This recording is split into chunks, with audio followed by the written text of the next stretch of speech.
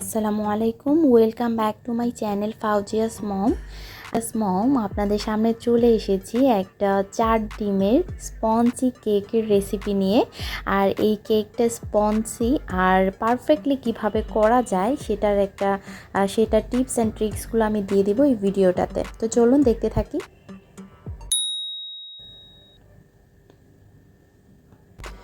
তো আমি কেকটা বানানোর জন্য প্রথমে একটা বোল নিয়েছি, আর এই বোলের মধ্যে 4টে ডিম কুসুম থেকে সাদা অংশটা আলাদা করে নিচ্ছি।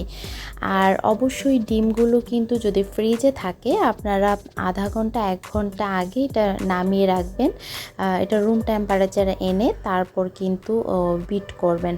আর যেই পাতিল বা যেই বোলের মধ্যে আপনারা এই বিট করবেন সেই বোলটা অবশ্যই শুকনা থাকতে হবে, কোনো রকম পানির ছিটা যেন না থাকে।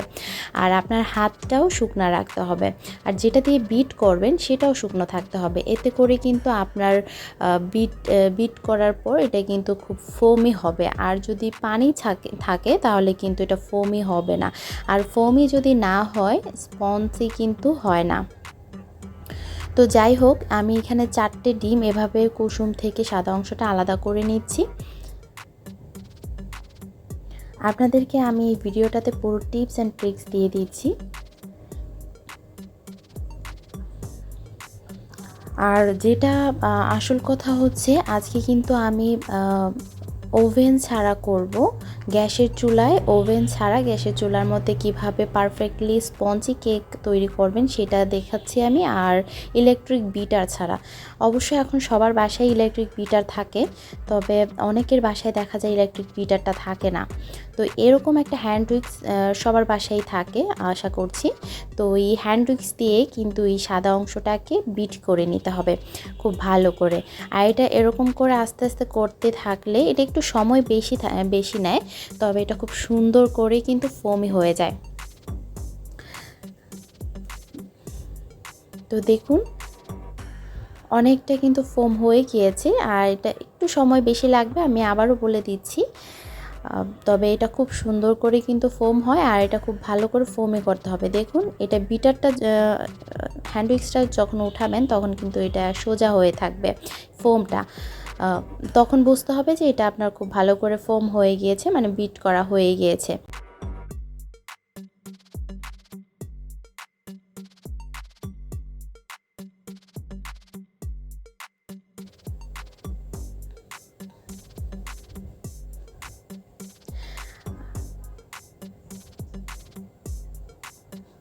আমি আরও কিছুক্ষণ বিট করে নিচ্ছি।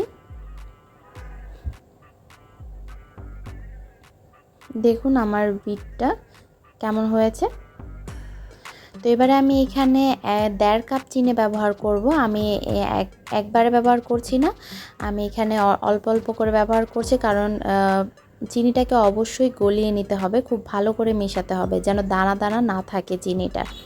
তো আমি হ্যান্ড উইক্সটা দিয়েই কিন্তু এটাকে মিশিয়ে নিচ্ছি, আর এটাকে ততক্ষণই বিট করতে হবে যতক্ষণ না পর্যন্ত এই চিনিটা ভালো করে গলে যাচ্ছে। আপনারা চাইলে এই পর্যায়ে চিনিটাকে পাউডার করে মেশাতে পারেন, ব্লেন্ডারে পাউডার করে তারপর এটার সঙ্গে মিক্সড করে নিতে পারেন। তো আমার এটা খুব ভালো করে মেশানো হয়ে গিয়েছে, আর চিনিটা যখন মেশানো হয়ে যাবে তখন কিন্তু আর শদ শব্দ হবে না, কারণ চিনির যে একটা ঝিরিঝিরি শব্দ থাকে সেটা কিন্তু চলে যায়।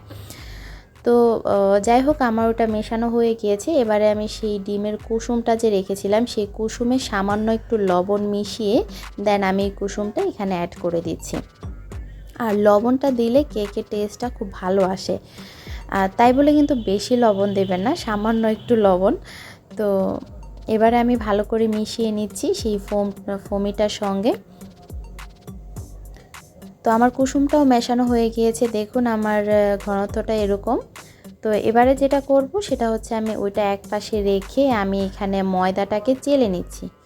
তো আমি এখানে 4টা ডিমের জন্য 3 কাপ ময়দা নিচ্ছি, আর কাপ কিন্তু আমি পুরো ভরে ভরে দিইনি। আর এখানে দিয়ে দিচ্ছি 2 চা চামচ বেকিং পাউডার। তো বেকিং পাউডারটা কিন্তু আপনাদের দিতেই হবে, এটা কিন্তু কেকটাকে ফোলাতে সাহায্য করবে। আর বেকিং পাউডারটা মেশানোর পর কিন্তু বেশিক্ষণ রাখা যায় না, কারণ এটার একটা সময় থাকে। তো যাই হোক, আমি এটা খুব ভালো করে ময়দার সঙ্গে মিশিয়ে নিয়ে এটা চেলে নিচ্ছি যেন কোনো রকম দানা দানা না থাকে। আর চেলে নিলে এটা খুব ভালো করে কিন্তু মেশানো যায়। তো আমি ময়দাটাকে চেলে নিয়ে আমি এক পাশে রেখে দিয়ে তারপর আমি বাকি কাজটা করে নেব। আপনারা চাইলে এই কাজটা প্রথমে করে রেখে নিতে পারেন, তারপর আপনারা ডিমটাকে বিট করে নিতে পারেন। তো এবারে এখানে যা করছি সেটা হচ্ছে আমি এখানে 1 কাপ লিকুইড দুধ দিচ্ছি। আমি কিন্তু এখানে 1 কাপ লিকুইড দুধই ব্যবহার করেছিলাম। আর এখানে দিয়ে দিচ্ছি 1 কাপ সয়াবিন তেল। আর দুধটা কিন্তু অবশ্যই ভালো করে জাল দিয়ে ঘন করে নিতে হবে। আপনারা চাইলে পাউডার মিল্কটাও ব্যবহার করতে পারেন। তো এবারে আমি খুব ভালো করে মিশিয়ে নিয়েছি। আর এখানে ভ্যানিলা এসেন্স দিয়ে দিচ্ছি 1 চা চামচ। ভ্যানিলা এসেন্সটা আসলে খুব ভালো একটা ফ্লেভার নিয়ে আসবে, ডিমের যে এক্সট্রা ফ্লেভার থাকে সেটা আসবে না। তো আমি সব কিছু ভালো করে মিশিয়ে নিয়ে এবারে সেই ময়দাটা যে রেখেছিলাম সেই ময়দাটা আস্তে আস্তে মিশিয়ে নিচ্ছি অল্প অল্প করে দিয়ে। আর অবশ্যই অল্প অল্প করে দিয়ে মিশাবেন, এতে করে কিন্তু খুব ভালো করে মিশে যাবে, কোনো রকম লাম্পস থাকবে না। আর লাম্পস থাকলে কিন্তু কেকটা ভালো হবে না। আর এখনও পর্যন্ত যারা আমার এই চ্যানেলটিকে সাবস্ক্রাইব করেননি, প্লিজ সাবস্ক্রাইব করে আমার চ্যানেলটির পাশে থাকবেন, আমার চ্যানেলটিকে সাপোর্ট করবেন আশা করছি। আর পাশে থাকা বেল আইকনটি ক্লিক করে দিবেন, এতে করে নতুন নতুন রেসিপিগুলো আপলোড হওয়ার সাথে সাথে আপনারা নোটিফিকেশন পেয়ে যাবেন। আর অলরেডি যারা সাবস্ক্রাইব করে আমার চ্যানেলটির পাশে রয়েছেন তাদেরকে অসংখ্য অসংখ্য ধন্যবাদ আমার চ্যানেলটির পাশে থাকার জন্য, আমার চ্যানেলটিকে সাপোর্ট করার জন্য।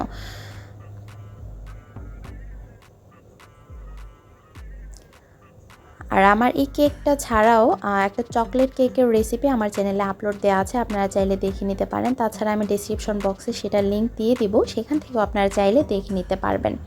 আর আপনারা যদি অন্য কোনো কেকের রেসিপি দেখতে চান আপনারা আমাকে কমেন্টস করে জানাতে পারেন, আমি আপনাদেরকে দেখিয়ে দেবো ইনশাল্লাহ। তো আমি এটা খুব ভালো করে মিশিয়ে নিচ্ছি। আপনারা চাইলে এই কাজটা একটা চামচের সাহায্যেও করে নিতে পারেন, তবে আমি হ্যান্ড উইক্সটার সাহায্যেই করে নিচ্ছি। আর হয়তো আপনারা ভাবতে পারেন যে আমি হয়তো একটা দেখাচ্ছি আর করছি আরেকটা, কিন্তু না, আমি যেটা করি সেটাই কিন্তু দেখিয়ে থাকি। আমি কোনো রকম এখানে লুকোচুরি করি না, সব সময় আমি যেই কাজটা করে থাকি সেই কাজটাই কিন্তু দেখিয়ে থাকি।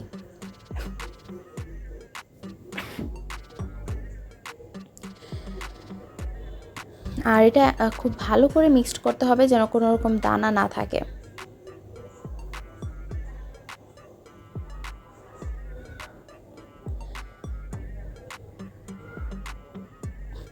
আমি এটা খুব ভালো করে মিক্সড করে নিচ্ছি।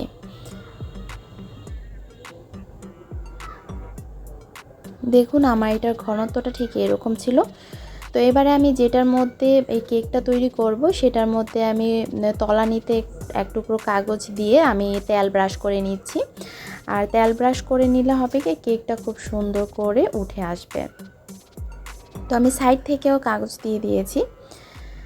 আর এবারে আমি সেটা ঢেলে নিচ্ছি। আর আমি আজকে সসপ্যানে করছি। আমার ব্যাটারটা দেখে হয়তো বুঝতে পারছেন যে আমার ব্যাটারটার ঘনত্বটা ঠিক এরকম।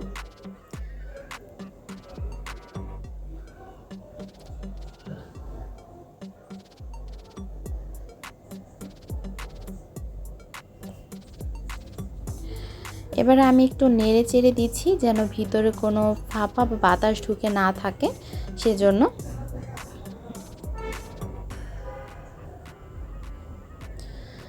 আমি এখানে একটা ফ্রাই প্যান বসিয়েছি, আপনারা চাইলে একটা তাওয়া বা কোনো একটা পাতিলও বসাতে পারেন।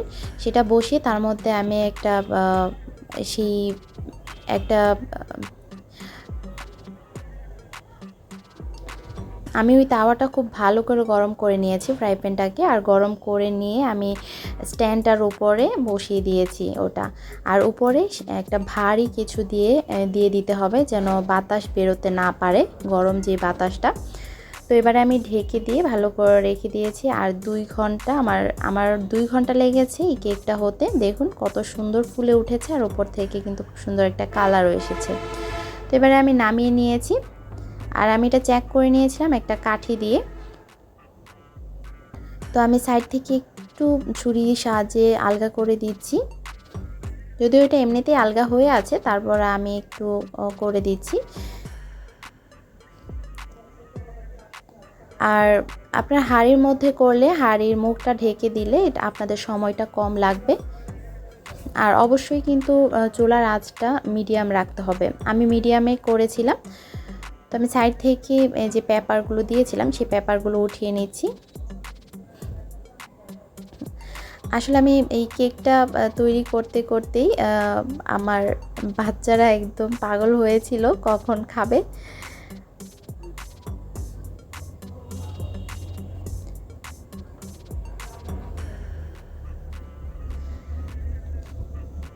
এই হচ্ছে আমার কেকটা, আর খুব সুন্দর করে ফুলে উঠেছে আমার কেকটা, আর খুব সুন্দরও হয়েছে।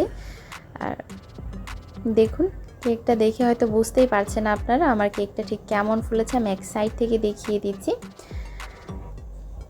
তো এবার এটা কেটে নিচ্ছি।